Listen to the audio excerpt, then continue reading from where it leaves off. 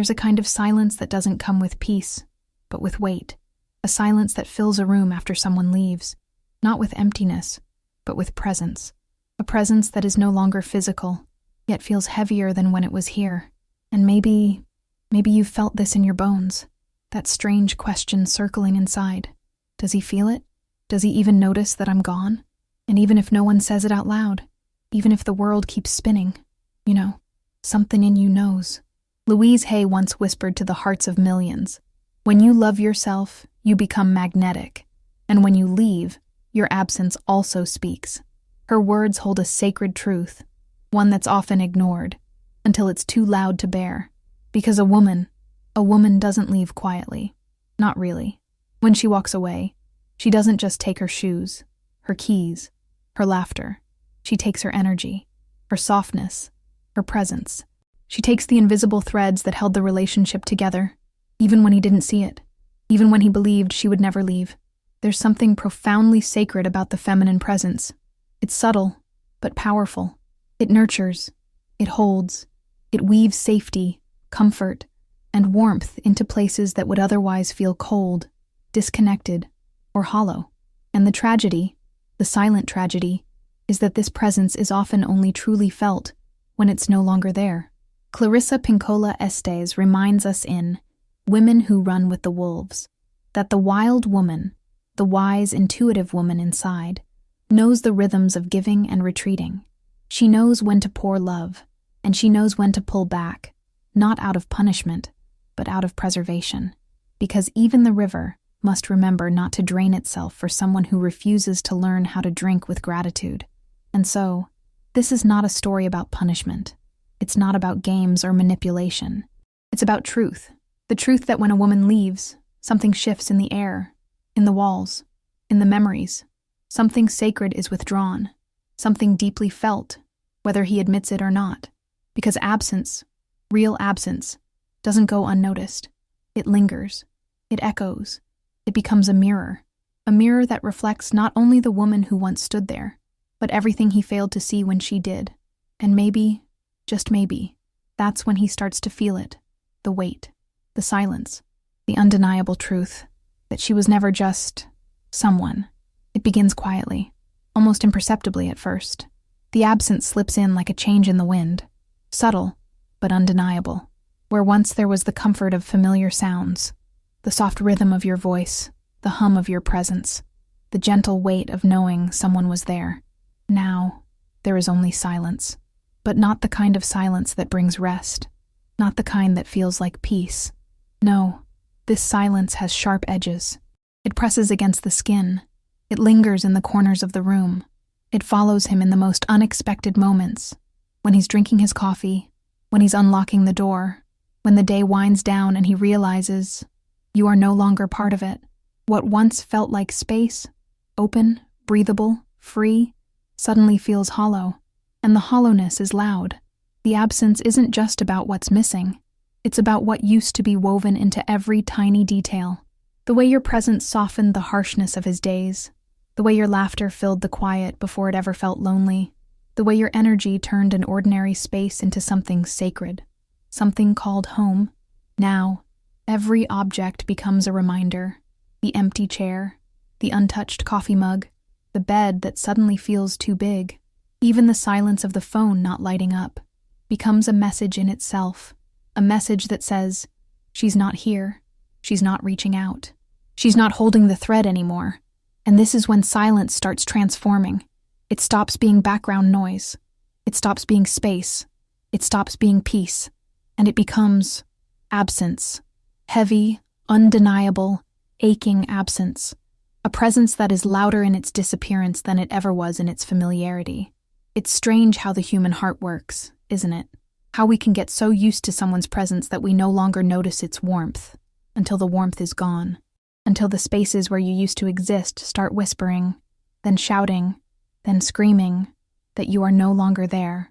There's a discomfort that follows this kind of silence, an agitation that can't be soothed with distractions, with background noise, with other conversations, because the silence doesn't just come from the outside, it starts to settle inside his chest, inside his bones, inside the places where your voice, your touch, your presence used to live.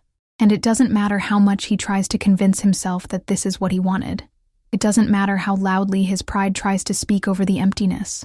The truth is, silence isn't peaceful anymore. Silence has become the sound of something missing, something lost, something that can't be replaced. Because when a woman like you leaves, silence stops being peace, and it becomes absence. There's something profoundly unsettling that begins to unravel when certainty dissolves. You see, he carried this silent assumption for so long, the belief that you, your presence, your love, were constants, that no matter how distracted he became, no matter how many times he let the days pass without truly seeing you, you would remain, you would stay. But certainty is often an illusion wrapped in comfort, and comfort can become dangerous when it turns into neglect. When someone assumes that the sun will rise every morning, they stop appreciating the warmth it offers. When someone assumes that the river will always flow, they stop noticing the way it nourishes everything in its path. And now that you are gone, the realization arrives, quietly at first, then louder, then unbearably loud. What he once thought was guaranteed was never truly his to own. Your love, your effort, your patience were gifts. Gifts that were offered, not owed.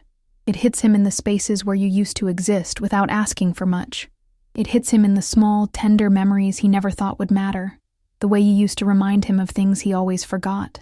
The softness in your voice when the world was hard. The way you made the ordinary feel sacred. And suddenly, the mundane things he once overlooked now sting with sharp edges. The meals shared without conversation. The mornings spent scrolling past each other. The birthdays remembered too late. The affection withheld under the excuse of being busy, tired, distracted. Because that's the truth no one teaches until it's too late. Love doesn't live in grand gestures. It lives in the daily tending, the noticing, the choosing, over and over again. And now, with the space you've left behind, he's forced to confront that nothing, absolutely nothing, was ever promised. That the presence of a woman who loves deeply is not a guarantee.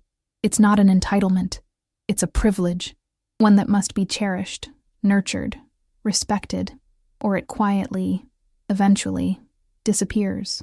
It's a hollow kind of regret, the kind that doesn't come with words, the kind that shows up in the ache of realizing that the very thing he believed would always be there was never his to take for granted. And maybe this is the cruel grace of absence. The painful lesson that teaches what is ignored, what is dismissed, what is unseen, will eventually be gone. It's strange how a space can look exactly the same and yet feel completely different. The walls haven't moved, the furniture hasn't shifted, the same light filters through the windows, but something is missing, something that can't be named in objects, but only felt in the deepest parts of the body. The physical emptiness becomes louder with each passing day. That chair where you used to sit somehow feels colder now. The mug you always reached for remains untouched. The quiet hum of your presence, your footsteps, your laughter, your voice calling from another room, has vanished. And the absence isn't just an echo. It's a weight. It creeps into the moments that used to feel routine. Morning coffee feels hollow. Evening meals become reminders instead of rituals. The scent of your perfume fades from the air, but not from memory. Your laughter no longer dances through the halls, and it's only now that he realizes how much life it brought. And yet, it's not just the physical space that feels empty.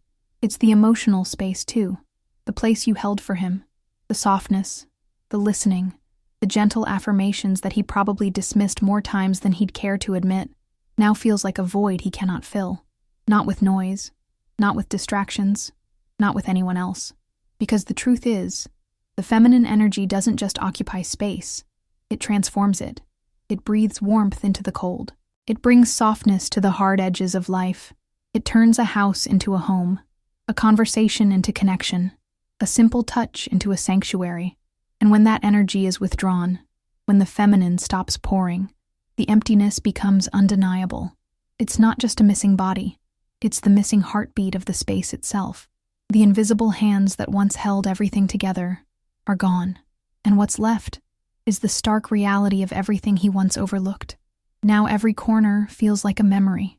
Every sound feels like a question. Every silence feels like a mirror reflecting what used to be and what no longer is.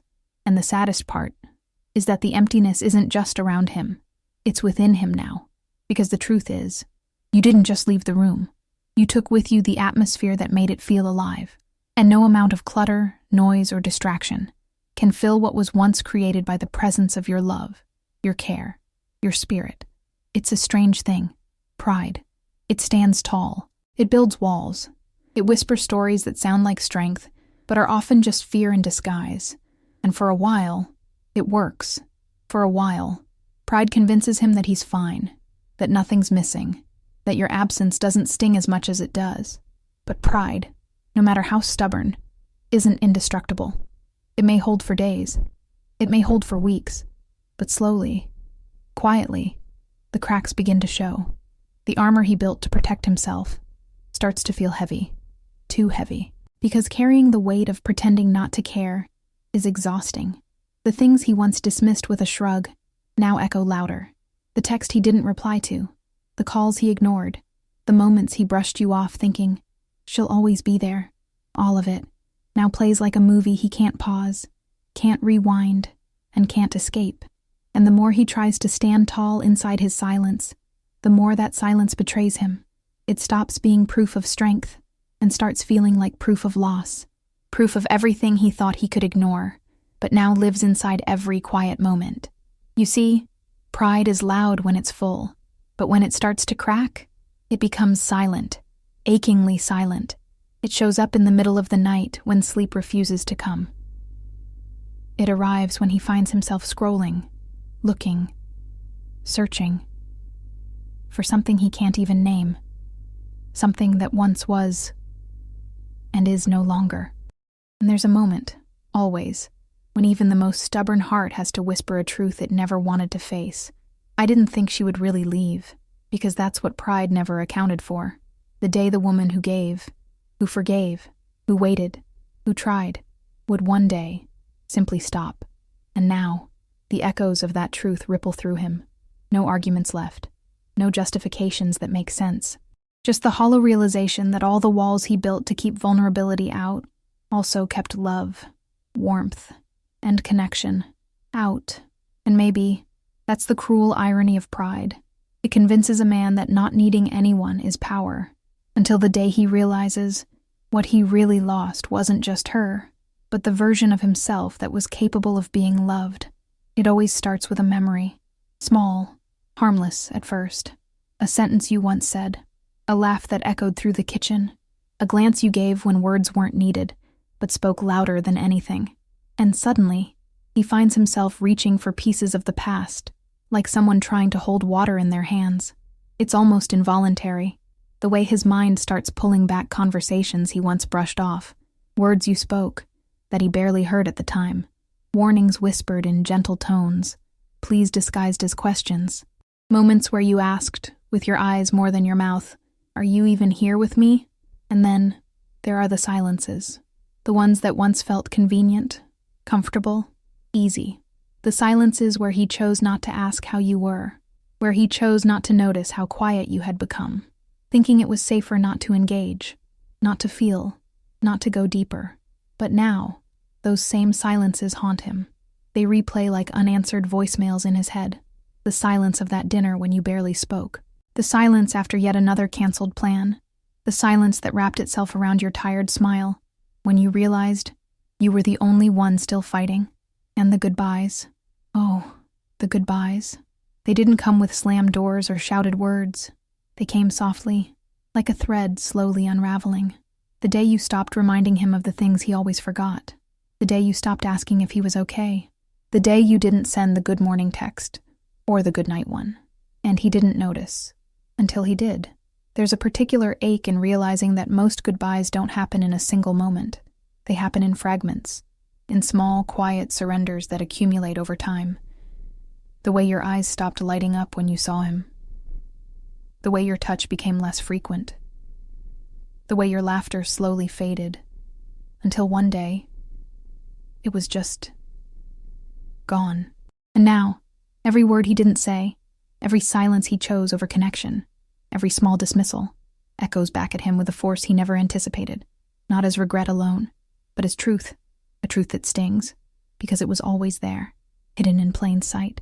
And maybe that's the cruel poetry of love, that we often don't recognize the most important moments until they've quietly become the last ones. Long before his mind is willing to whisper the truth, his body already knows. Long before his thoughts dare to admit that something has shifted, his body starts sending signals he cannot ignore. It's subtle at first, a restlessness that wasn't there before, a tension in his chest that feels like something is pressing against him, something heavy, something unspoken. Sleep becomes harder. The quiet moments, once filled with distraction or comfort, now stretch into something that feels hollow. There's a nervous energy beneath his skin, a tightness in the jaw, a heaviness behind the eyes, an ache in places that never ached before. He tries to shake it off. Maybe it's stress, maybe it's exhaustion, maybe it's the weight of everything else. But deep down, he knows. Because the body always knows before the mind allows itself to catch up. Louise Hay, in her infinite wisdom, said, "Every thought we think is creating our future." And what is a thought, if not energy that moves through the body, shaping how we breathe, how we feel, how we exist? And when you left, you didn't just leave a physical space. You withdrew your energy, the presence that once soothed his nervous system, the frequency of your voice that unconsciously calmed his storms, the softness of your touch that grounded him, all of it, gone. And now, his body searches for it in ways he cannot articulate. Why does the house feel colder? Why does the air feel heavier? Why does food taste different? Why does everything feel off? It's not about the objects. It's not about the routines. It's about the energetic imprint you left behind, and the sudden absence of it. He finds himself pacing without purpose, reaching for his phone, then stopping, because he knows you're not there. Sitting in his car longer than necessary, staring at the steering wheel, unsure if he's waiting for something, or someone, who isn't coming. And this is what no one tells him, that the feminine presence isn't just emotional, it's biological, it's spiritual. It regulates the space. It holds the unspeakable together. It creates an invisible safety that no furniture, no walls, no distractions can replicate. And so, the ache settles in his bones. The tightness lingers in his chest. The nights feel longer. The mornings feel heavier.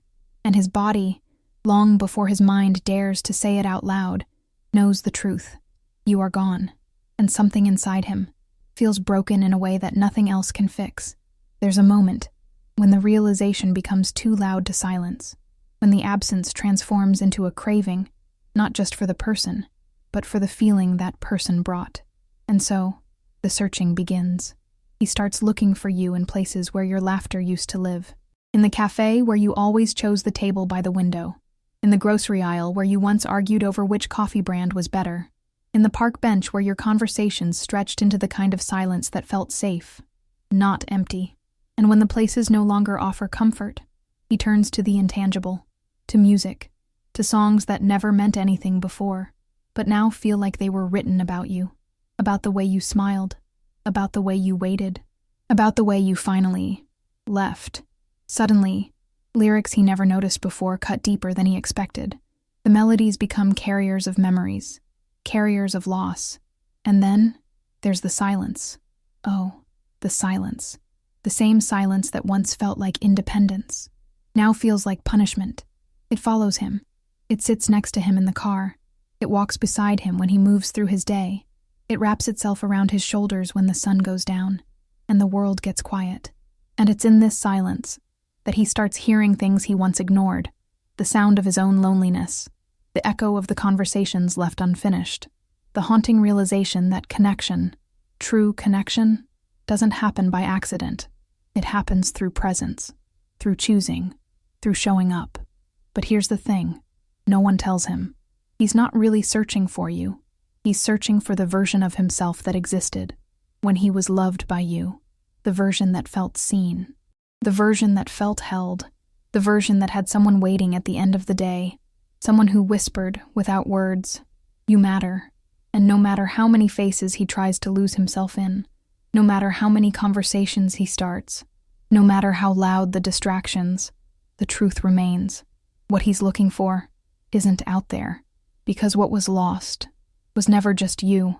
It was the reflection of the love you offered, the sanctuary that was built from your presence, the sacredness that only the feminine can create, and only the feminine can withdraw. And now, the searching becomes a cycle, a loop, a restless wandering through songs, through places, through memories, all leading back to the same place, the aching truth that you are gone, and nothing, no one, feels like home anymore. There's a cruel myth the world loves to whisper, that time heals everything, that if you wait long enough, the ache softens, the memories fade, and the emptiness finds a way to dissolve. But what no one tells him, what no one dares to say out loud, is that time doesn't always heal. Sometimes, time simply reveals. It reveals what was real, what was true, what was sacred, and what was taken for granted, until it became gone. Because time, left alone, doesn't erase the echo of someone's absence. It amplifies it. It stretches it across days, across seasons, across birthdays and holidays, until the quiet reminder becomes a constant companion. In the beginning, he thought distraction would be enough. Fill the hours, stay busy, replace the routines, find someone new to talk to, someone who doesn't carry your name in her smile. But over time, something becomes painfully clear. You weren't just filling space. You were the space. You were the thread weaving meaning into the mundane. You were the warmth between the cold spaces of ordinary life. And as the days turn into weeks, and weeks into months, time stops feeling like distance from the loss, and starts feeling like a mirror reflecting it back, over and over. The more time passes, the sharper the image becomes. The truth stands taller, louder, more undeniable. Clarissa Pinkola Estes once wrote, "The feminine is not replaceable. It is irreplaceable because it carries the source of life." And now he understands those words in a way he never wanted to, in a way that aches down to his bones, because what was lost wasn't just a partner, it wasn't just companionship, it wasn't just a routine. It was the presence of someone whose energy softened the harshness of the world, someone whose love was not transactional, but transformative, someone who didn't just show up, but who offered a reflection of what connection, intimacy, and sacred partnership are supposed to feel like. And time, instead of numbing it, has become a magnifying glass, showing him every small way he failed to hold it, to honor it, to cherish it before it was gone. And maybe the cruelest realization of all is that some absences don't shrink with time, they grow, because when something, or someone, is truly irreplaceable, time doesn't erase the loss. It only teaches how deep, how wide, how permanent that loss really is. There comes a moment, often long after the dust has settled, when the truth becomes undeniable. A moment when he realizes he is no longer the man he was before you left, and perhaps he never will be again, because you were never just anyone.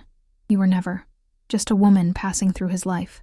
You were the quiet presence that softened his sharp edges, the steady hands that held space when the world felt heavy, the reflection of what it means to be loved without conditions, without games, without needing to be perfect.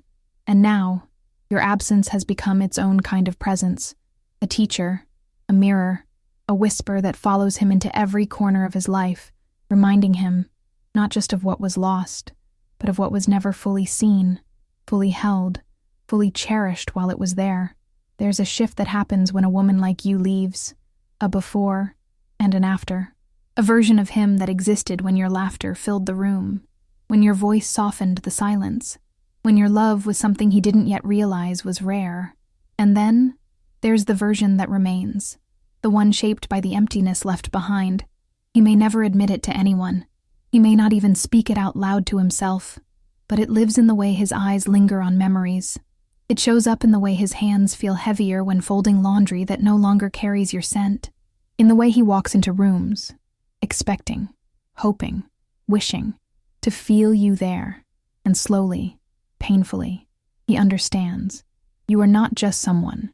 You were the mirror he didn't know he needed, the reflection of the love he wasn't ready to receive, but now can't forget, the proof that what he believed was ordinary was, in fact, extraordinary. And this is the wound that doesn't close easily, because it's not just about losing a person.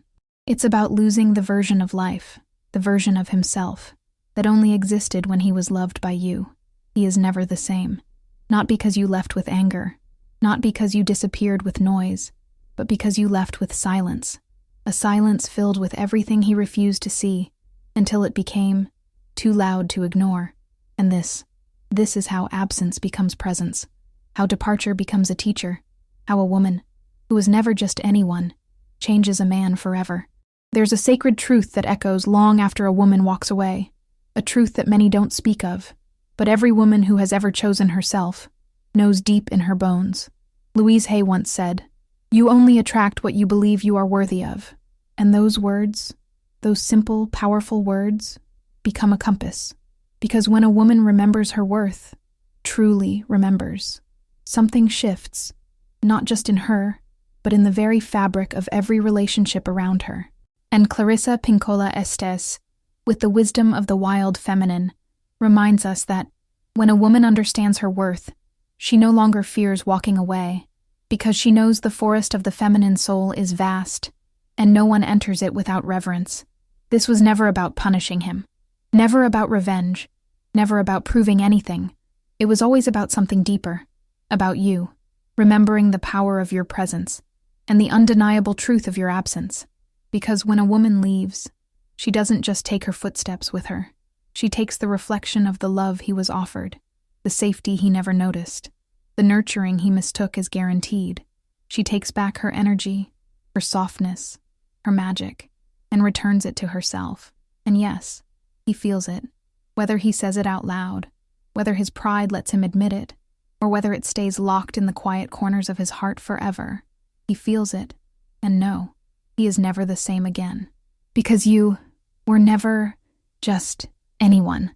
If this message touched something deep inside of you, you are not alone. This space, this channel, is here to remind you that your worth was never up for negotiation. Your presence is sacred, and your absence speaks volumes. And if your heart feels ready, if your soul is whispering for more, there's another video waiting for you right here on the screen, a continuation of this journey back to yourself. Click and let yourself be guided deeper into the remembering of who you truly are.